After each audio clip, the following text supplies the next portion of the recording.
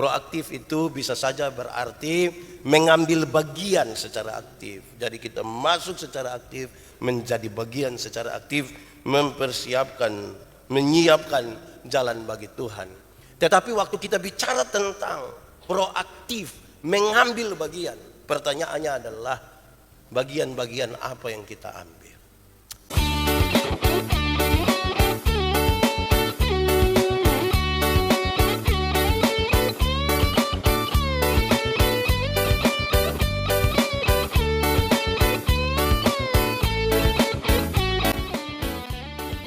Bapak Ibu Saudara-saudara, mari kita berdoa untuk pemberitaan firman Tuhan. Mari berdoa.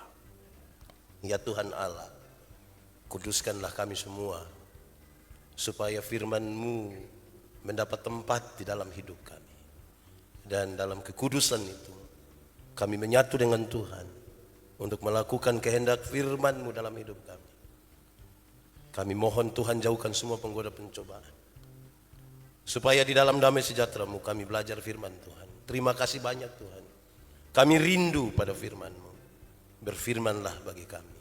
Di dalam nama Yesus, firman yang hidup itu kami berdoa. Amin.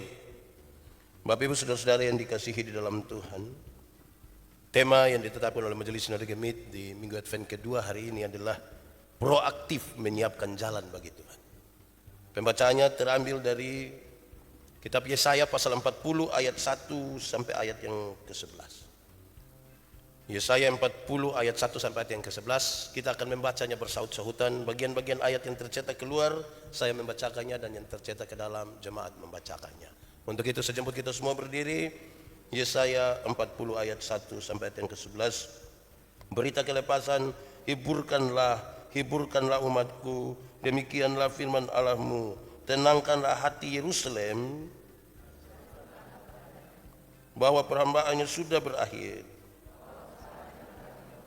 sebab ia telah menerima hukuman dari tangan Tuhan.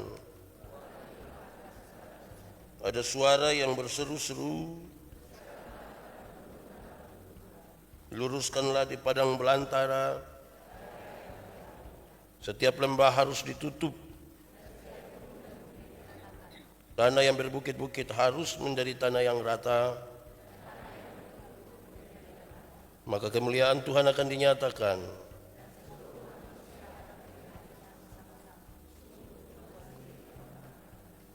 Ada suara yang berkata, berserulah, seluruh umat manusia adalah seperti rumput. Rumput menjadi kering apabila Tuhan mengembusnya dengan nafasnya. Rumput menjadi kering, tetapi firman Allah kita, hai Sion pembawa kabar baik, hai Yerusalem pembawa kabar baik. Katakanlah kepada kota-kota Yehuda, lihat itu Tuhan Allah. Lihat mereka menjadi upah jerih payahnya ada bersama-sama Dia. Seperti seorang gembala, ia menggembalakan kawanan ternaknya. Anak-anak domba di pangkunya. Demikian firman Tuhan. Berbahagia setiap orang yang mendengar firman, memelihara dan melakukan dalam hidup setiap hari. Shalom. Selamat pagi. Ada sukacita. Puji Tuhan. Tema kita hari ini adalah proaktif menyiapkan jalan bagi Tuhan. Proaktif menyiapkan jalan bagi Tuhan. Proaktif itu bisa saja berarti mengambil bagian secara aktif. Jadi kita masuk secara aktif, menjadi bagian secara aktif, mempersiapkan, menyiapkan jalan bagi Tuhan. Tetapi waktu kita bicara tentang proaktif mengambil bagian, pertanyaannya adalah bagian-bagian apa yang kita ambil. Kalau di kampung-kampung, di kota-kota ini kurang terlalu terasa. Di kampung-kampung apalagi tahun-tahun yang dulu-dulu, itu kalau mulai masuk 1 Desember itu sudah mulai menyanyi lagu-lagu Natal. Mulai rumah ada yang oker-oker, perbaiki dia punya seng-seng, pohon-pohon Natal mulai taruh. Mama-mama mulai pusing beli pakaian Natal untuk anak-anak. Apakah memang itu yang dimaksud yang proaktif? Sekolah minggu itu mulai mempersiapkan drama Natal. Drama Natal. Orang-orang macam pendeta Yandi ini pasti dia punya peran itu Herodes. Karena saya disuruh tertawa. Ho ho ho ho ho. Kami latihan sampai 2 minggu, 3 minggu, 1 bulan. Apakah itu yang dia punya nama proaktif? Biasanya di minggu-minggu Advent sampai Natal itu gereja penuh sesak dengan banyak orang. Mungkinkah itu yang dia punya nama proaktif? Semua Natal jadi rajin-rajin gereja. Apa itu yang dimaksud? Ataukah saudara-saudara biasanya menjelang Natal itu tiba-tiba ada banyak orang baik sekali. Jangan teh hari baik. Bagaimanapun dia kita pun kakak. Nah, itu hari baik itu di menjelang Natal. Nanti habis Natal baru kita bilang itu kakak muka kayak orang Suwangi. Apakah itu yang punya nama proaktif? Itu dia nama proaktif. Atau saudara-saudara kita akan berbagi. Persis seperti tadi anak-anak bilang mari kita sama-sama berbagi. Apa itu dia nama proaktif? Nah itu yang kita mau dalami.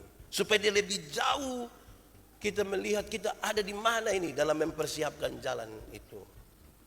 Saudara-saudara, secara cepat saya ingin menyatakan kepada kita bahwa karena kita baca dari kitab Yesaya. Kitab Yesaya dibagi dalam 3 bagian. Ini hanya sebuah informasi paling tidak untuk menambah wawasan saja. Tidak usah pikir terlalu panjang lebar di sini.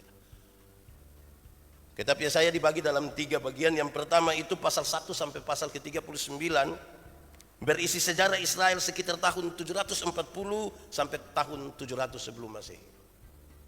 Berita penghukuman Israel dan bangsa-bangsa di sekitarnya, kata-kata pengharapan dan pemulihan, serta nubuatan hukuman atas Babel. Itu pasal 1 sampai pasal 39. Bagian yang kedua itu pasal 40 sampai pasal 45. Pasal 40 sampai pasal 45 berfokus pada janji Allah kepada orang Israel bahwa mereka akan kembali dari pembuangan di Babel, juga sekalian berisi kecaman atas mereka yang percaya kepada berhala dan tidak percaya kepada Tuhan Allah yang hidup.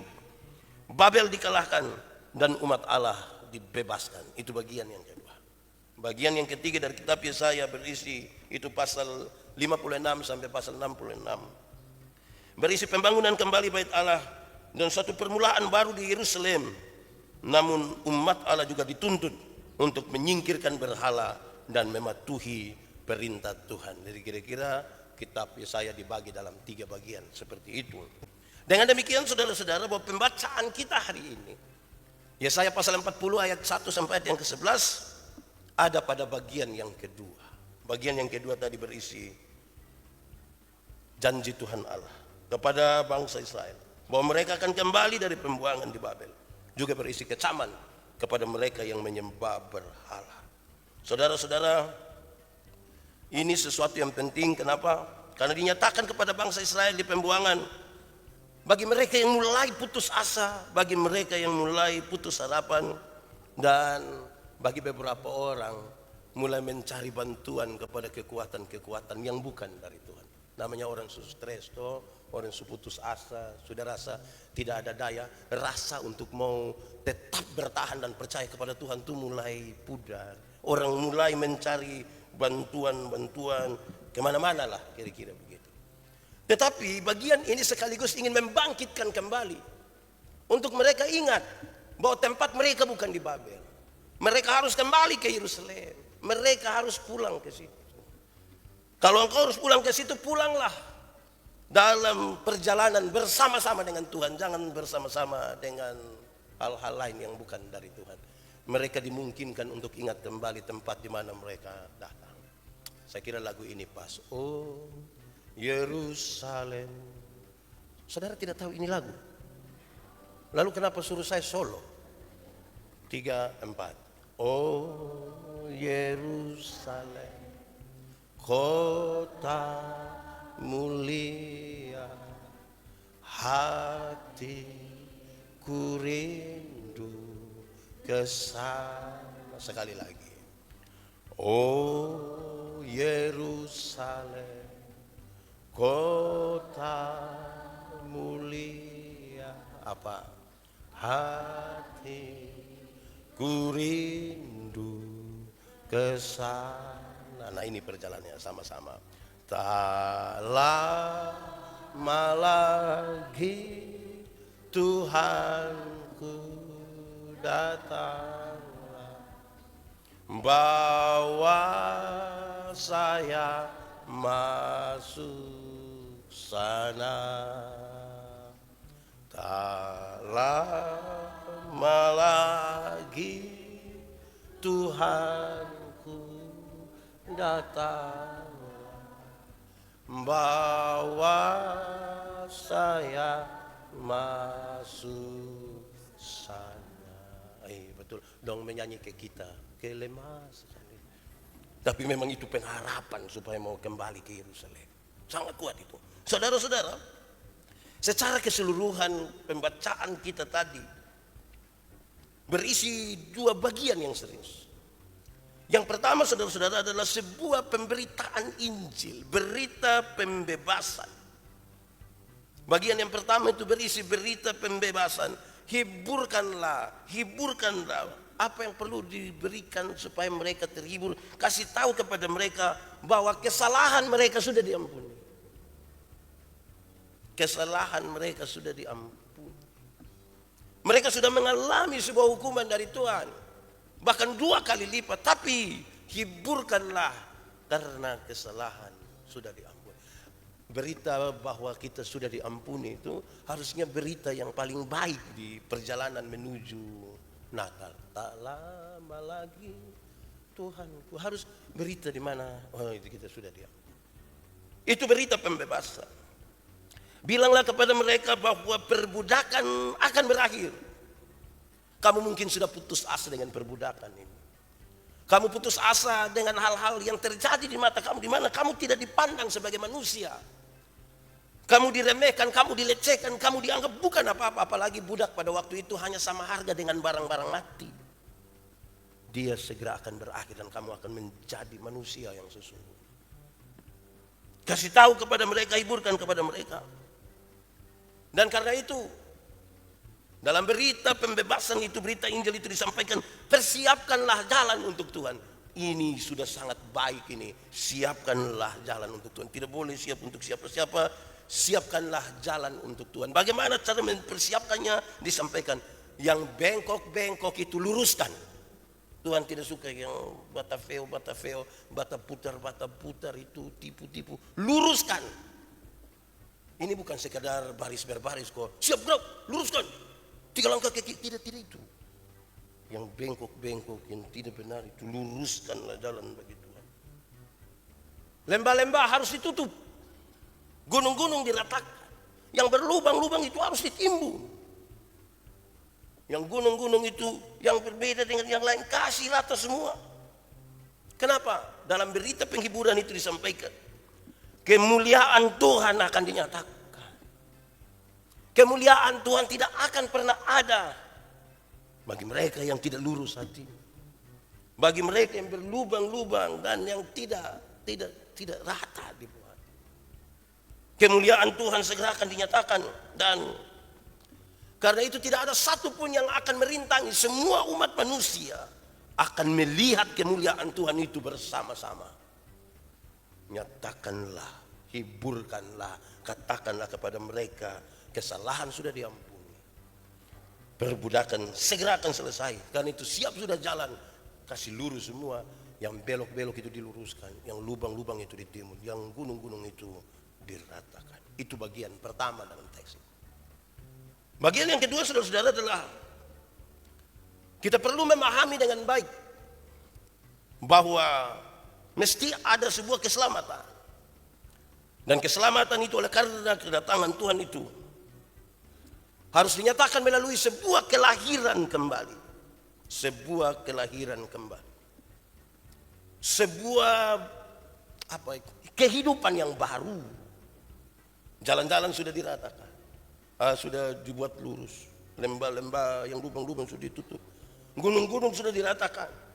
Karena itu semua sudah melihat kemuliaan Tuhan, maka harus dinyatakan dalam sebuah kelahiran kembali. Disampaikan manusia akan berakhir.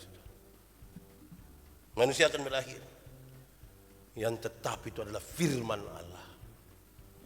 Dia yang akan berdiri teguh. Dan kalau Allah berfirman bahwa dia akan datang, itu pasti manusia akan berlalu, bahkan seperti rumput. Tetapi firman Allah itu kekal untuk selama-lamanya. Jangan percaya kepada manusia, tapi percayalah kepada Tuhan. Seruan untuk pertobatan bagi mereka yang mengandalkan kepada manusia segera berakhir. Dan sekarang firman Allah yang akan dinyatakan, dan semua orang akan melihat itu. Bapak Ibu saudara-saudara, lalu bagaimana kita memberi jawab terhadap tema kita hari ini? Proaktif menyiapkan jalan bagi Tuhan. Beberapa hal ini saya ajak kita untuk renungkan bersama. Kalau kita mau mengambil bagian dalam mempersiapkan jalan untuk Tuhan, maka satu, mesti bukan saja berita pengampunan, tapi kita adalah pelaku-pelaku dari pengampunan itu. Tuhan Yesus ajarkan. Ketika dia mengajar kita berdoa, dia bilang, ampunilah kami akan kesalahan kami, sama seperti kami mengampuni orang yang bersalah kepada kami. Diampuni itu mau. Tidak ada satu orang pun yang tidak mau diampuni. Kita ini tak salah sedikit yang istri tidak mau omong saya, kita suruh rasa repot. Kita pun permintaan biar mama, kalau kita salah apa, senyum sedikit lah. Atau apalah, mau cuma mapung kaki juga tidak apa-apa. Asal pastikan kaki bersih toh. Kan gitu. Kita memohon-mohon pengampunan, tapi lepaskanlah juga pengampunan. Saya mau tanya dulu saudara, tidak usah jawab, tapi ini pertanyaan untuk direnungkan. Saudara ada jengkel siapa kok sampai tidak bisa untuk ini apa itu? Coba bayangkan dia pemuka sekarang. Atau boleh coba saudara lihat dia kalau dia ada di sini. Kenapa hampir semua lihat saya ini? Saudara ada jengkel saya mungkin. Jadi hati yang tidak beres terhadap seseorang itu selesaikan sudah, ampuni sudah, itu bagian proaktif kita mempersiapkan jalan untuk Tuhan. Saya harus menjelaskan ulang saudara-saudara, mengampuni itu bukan melupakan masalah. Mengampuni bukan melupakan masalah. Makin sakit hati makin tidak bisa lupa. Mengampuni itu adalah membebaskan diri. Menyambut itu orang, menyambut kesalahannya sambil siap hati. Besok dia bikin kesalahan baru dan kita harus ampuni lagi. Seringkali kita kan terjerumus dibilang sudah saya lupa itu masalah, jangan omong. Itu kita masih ingat. Itu tidak betul itu. Hati tidak enak. Saya lagi pikir-kira saya ada jengkel siapa. Mungkin saudara ada jengkel petugas koperasi. Saudara harus ampuni. Bebaskan itu. Pengampunan bukan melupakan masalah, pembebasan. Dalam pengampunan itu ada dua. Pengampunan sekaligus pendamaian. Mengampuni dan pendamaian. Saudara tahu saya berkali-kali bilang, ada orang mau mengampuni tapi tidak mau berdamai. Ada yang mau berdamai tapi tidak mau mengampuni. Kan ini jalan yang belok-belok ini bilang. Yang mau mengampuni tapi tidak mau berdamai itu dia suka omong yang Pak Pendeta, untuk marah saya tidak marah, untuk marah saya tidak marah. Kau mau marah bikin apa? Dia mau datang juga silakan, rumah ada terbuka silakan. Tapi untuk saya yang pergi ke dia maaf. Itu bukan pengampunan. Ada orang yang sebaliknya dari itu. Mau berdamai tapi tidak mau mengampuni. Mau berdamai tapi tidak mau mengampuni, itu pencitraan. Itu biasa anak kecil dong itu, ini dong memang keleren toh, dong bakalai begitu. Dia pun bapak datang bilang, hehehe, damai. Ayo. Nah kita ini kalau berdamai kan pakai jabat tangan toh. Kita pun kalau orang hanya berdamai tapi tidak mau mengampuni, dia pun cara sorong tangan itu kasar. Terus kan dia orang NTT pakai tradisi cium apa dulu? Cium apa? Oh saya kira cium sabu. Cium. Ini yang kau pun saudara ini cium. Besok yang kau susah bukan kelereng yang bantu tapi saudara yang bantu. Ayo cium. Itu dia pun cara cium itu sama ke loder. Mau berdamai tapi tidak mau mengampuni. Supaya proaktif, maka pengampunan harus dilepaskan. Karena kita merindukan menerima pengampunan. Amin kok. Ada orang yang dia terlalu marah orang sampai orang sumati juga dia masih marah. Kadang-kadang dia bilang, kalau dia masih hidup dan beta bisa jepit dia pun jari pakai pemecah kemiri. Kok dia sumati ini biar kita mau jepit bagaimana? Dia tidak sakit. Pengampunan itu proaktif. Sebentar pulang dari sini kalau ada jengkel siapa sehingga kau cium sama dia sudah bilang kita coba cium dari pinjam 100 dulu. Pokoknya selesaikan sudah kita selesaikan di masalah. Proaktif. Kedua, saudara-saudara, penindasan harus mesti dihilangkan sudah. Kita ada tindas-tindas apa begitu tuh dihilangkan sudah. Tidak enak ditindas. Dan karena itu saudara-saudara penindasan harus ditiadakan sudah. Itu cara kita proaktif. Memang persiapan Natal sebagus, lampu-lampu ini sebagus. Paduan suara dong pas latihan lagu Natal po. Hai dunia, itu siap bagus, sebagus itu. Sekarang kita ada tindas-tindas apa yang biasa panggil orang pakai satu-satu jari saya itu. Itu hilangkan ya. Itu contoh-contoh penindasan itu. Yang gitu sih. Sekarang panggil dia. Penindasan mesti dihilangkan sudah. Atau paling tidak yang tinggi-tinggi hati dan suka merendahkan orang. Yang sombong, yang tidak rata dibuat itu, ratakan sudah. Tidak boleh bikin diri inti, tidak boleh. Bikin kita rata sudah. Ini betul bapak-bapak ini yang banyak kena ini. Mama, yo, ame remote sayang. Di mana?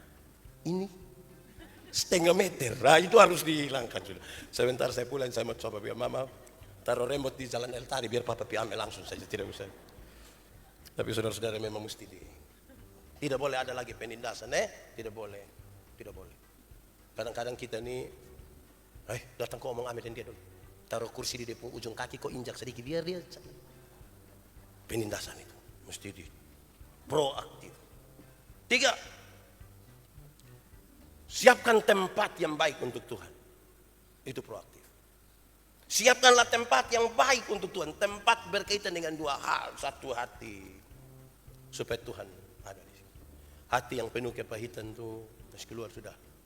Yang penuh amarah, yang penuh segala macam tidak aman itu, Tuhan tidak mungkin masuk di dalam hati yang itu. Selesaikan sudah dan biarkan Tuhan masuk di dalam. Biarkan Tuhan berkata. Tetapi yang kedua adalah suasana. Suasana dalam relasi. Relasi keluarga. Bermasyarakat. Bergereja. Sudah. Ini saya tidak terlalu dengar di jemaat agape. Tapi di banyak tempat itu kita suka dengar ketika orang bilang, Pak Pendeta 7 turunan saya tidak akan kenal dia. 7 turunan. Saya kasih dia, Bapak juga belum tentu sampai turunan kedua. Belum tentu, kenapa sampai harus omong 7 turunan? Karena Bapak mau lolos dari turunan pertama, saya ini surepot. Sudah hati yang begitu-begitu dan selesaikan. Kasih habis sudah. Hati yang kita berjejaring bagus toh, saling mengampuni. Hati yang penuh relasi yang baik, di mana Tuhan mau ada di situ. Buka hati, rendahkan hati. Dan itu Tuhan hadir. Itu proaktif, tindakan-tindakan proaktif. Saudara bayangkan kalau kita di dalam rumah itu ada 6 orang.